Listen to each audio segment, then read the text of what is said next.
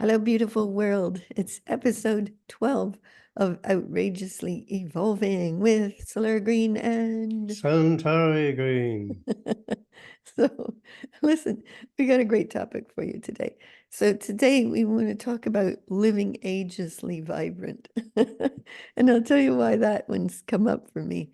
Um, 2 days ago, I was showing a friend from Australia, a new friend, around Glastonbury, and we got onto the bus that takes you around to the back of the tour, so we could go up the back way.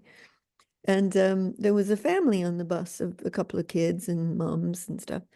And I would say this little girl was probably about 8 years old. So I was getting on the bus and I used my old age bus pass to get on. And this little girl Senior said, citizens. That's the right yes, senior term. citizens pass.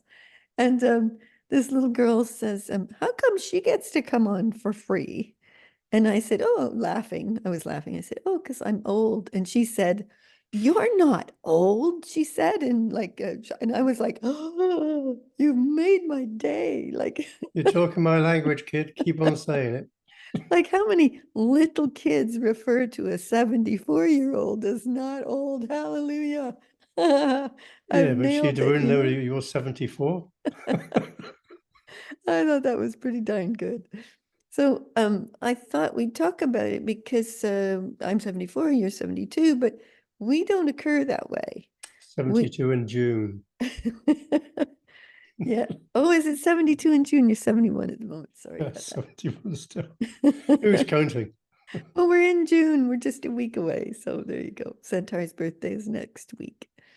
Um, so I think that we kind of put ourselves to that, not in an effortful way, but in a kind of vibrant, uh, being fully alive, loving life kind of way, doing amazing things. So the way we dress, the way we live in life, the way we walk and talk, the things we do, we just kind of live in an ageless sense of ourselves, I think, and we're very energetically vibrant.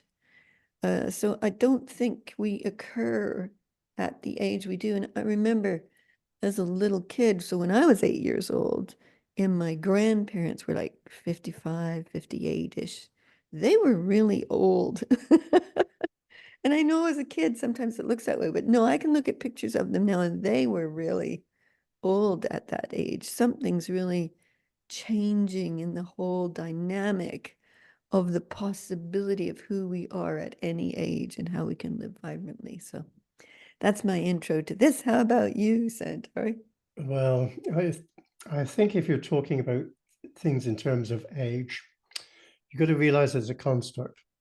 Same like many other constructs we live with in this world, whether it's height, weight, age. I mean, it depends where you put your focus as well. Yeah. If you're not really interested in counting the years, then you will continue on being who you are in an amazing way. If you set your life to be something which is amazingly wonderful rather than deeply tragic, quite a distinction. Oh, big time. If Yeah. you go back to what you're talking about, your grandparents, maybe they had to go through years of deprivation or problems with their lives, which were debilitating to their physicality. We don't know. The Well, thing I is, do. They were farmers. well, They had a good life, but they were farmers, so it was a hard hard physical. on their bodies, Yeah. perhaps. Yeah. And quite often I'll look out the window here and I overlook a car park and I see people going along with canes, walking sticks, and other paraphernalia to assist them in their mobility. And I sometimes think, they really are not that old, but they appear to be old. Yeah. And the appearance is something which, of course, attracts your attention. Because once you start to see people appear like that in society all around you, then it seems to take on some sort of normality. And so therefore the thinking is, well, you get to a certain age and then you are expected to turn up in a particular way. Yeah. And whether that's requiring you walking sticks or and say all of the other paraphernalia. I think the way that we look at our lives, it is in being in a state of blessedness, Mm. a state of agelessness, a state of complete loving of life and enjoying your physicality. And so, therefore, for the 8-year-old that you would have encountered on the bus, she would have seen someone who was quite full of life. Oh, And really big time. and Yeah, and therefore, if you talk about I'm an old person, it wouldn't equate in her thinking with what old people should look like. yeah, And so, therefore, you can quite safely say that you appeared to be youthful compared with how you could be if you were one of your grandparents. yeah. I was wearing a pink raincoat with a magenta backpack and multicolored trainers. And I was laughing as I got on the bus and I was talking to the bus driver and stuff. But also, one of the things that happened that day, it was such an exhilaratingly joyful day. Just to wander around Glastonbury and going up the Glastonbury tour. And I was taking videos, which I love, and I love sharing that beautiful magic of Avalon and, all of that kind of thing. So there is in me, and I think there is in us, a sense of agelessness. It's not that I have symptoms of getting older. Most definitely, I have some of those symptoms of things, but they're just a little bit inconsequential to me because the joy of life, the love of life, the exhilarating participation in life, in whatever it is that one loves to do. It could be gardening, it could be like I love taking videos and taking pictures of things and writing, and I love coaching people, and I intend to work for a very, very, very long time because I absolutely love it. It leads to a very different life, but also the clothes that you and I wear, we wear a lot of color, you and I. And we have a lot of color in our home as well, all around us. We love art and we have great friends and we get to do wonderful things. So after we finish this podcast, we're off to Glastonbury, where there is a fairy fair market in the assembly rooms. And then we're going to the open day at the Glastonbury Abbey, which is music stages, live music this afternoon. So it's like that's part of our love of life and our participation and engagement in a life that is joyful and creative and engaging and exciting. Hmm. So the social and cultural aspects are really quite lively Yeah. as far as they pertain to us. Oh, big time. So what else could we say about this aging magnificently? Well, I think it is, as I've said, where you put your focus and how you treat other people as well, with Yeah. respect, Yeah. with dignity, and with some sort of consideration.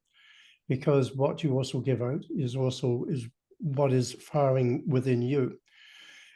I think if you have a love for life, I think if you have a passion for doing the things that you want to do, making time for those things too, to make sure that you are being nourished in the way that you need to be nourished, then of course you will thrive. That will be that your main thrust in life is to thrive in the most amazing ways possible. And so, therefore, to go back to your grandparents, maybe if they had something which was beyond being farmers, which they have another avenue perhaps to really engage with the fullness of themselves, the possibilities of them being different, of being able to Yeah. have the type of life that we're talking about, then they would have turned up differently. I think when you look at people who are really engaging with life, they have a luster to their face. Yeah. They have some sort of glow to their beingness. And that's why you're quite often attracted to that rather than the actual physical outlook of a person. It's the energetics Yeah. with which they're being engaged with which they're demonstrating a love for life that you feel attracted to. Yeah. And I think that's what we look at all the time, day to day. It's not the same day each day. It's not a boring, oh, well, we're going to go and do the same things again Yeah, in our separate rooms. yeah, It's about what we will be up to next, which really engages us and allows us to feel that we're part of a thriving community in this world. yeah, absolutely. So it is belief. It's not just, oh, it's not saying, oh, I'm not getting old. It's more saying I love life and I'm going to live it to the full and to the max as long as I can doing what I love. That's part of it. But the other part of it is what I would call life force. So one of the things that you and I have been about for the last 28 years that we've been together is about bringing your being, which is your life force, more present in your body and giving it a space for expression, for creation, for play, for joy, etc. And so when we're born and our life force comes in, it's what keeps us alive. And when people die, their life force leaves them. But if you can embody your beingness, embody your life force, then you have more vibrancy, more aliveness, more energy in your body to be able to do the things you love. And you mentioned about life being hard and whatever. I think that when I was growing up, I think that it was a very common cultural belief that you work hard to make money to hopefully have a decent life so that when you retire, you could do X.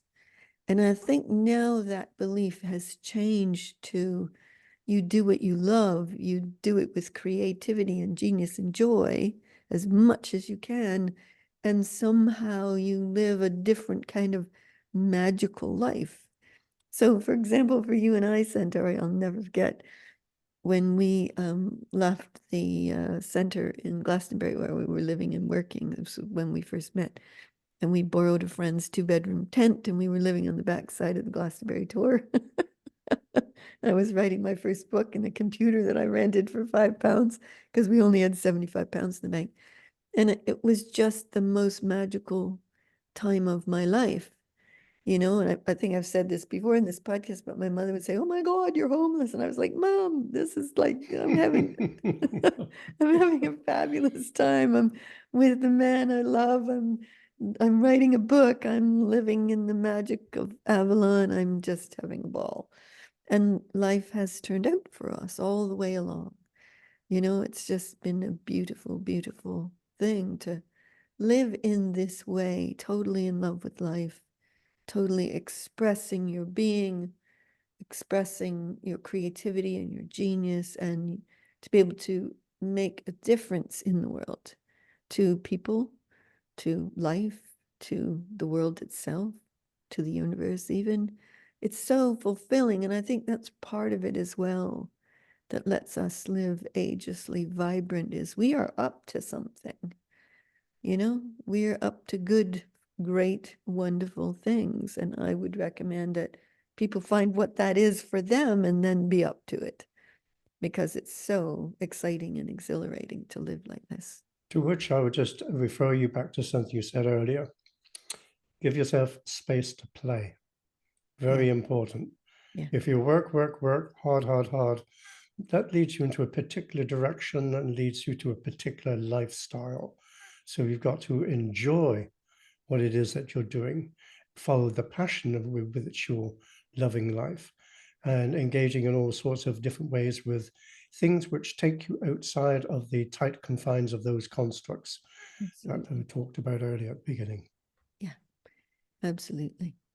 I think that we have to find a joyous expression of ourselves as who we really are, as the passions and loves and visions that we have, and what we're here for, what we're here to contribute to others and to the world. I think that that's an important part of it that gives you a kind of joie de vivre and lots of great energy and lets your being and your life force presence itself in your body to have you live agelessly vibrant.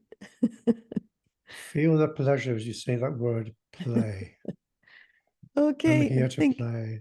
I think we'll leave it there for now, and as we head off to Glastonbury to the To play. Fairy Fair Market and to the Don't forget to take music, your wand. the live music at the Glastonbury Abbey. So have a magical, wonderful, fulfilling, super creative, and agelessly vibrant day, everybody. Thanks for listening and watching. Lots of love. Until the next time.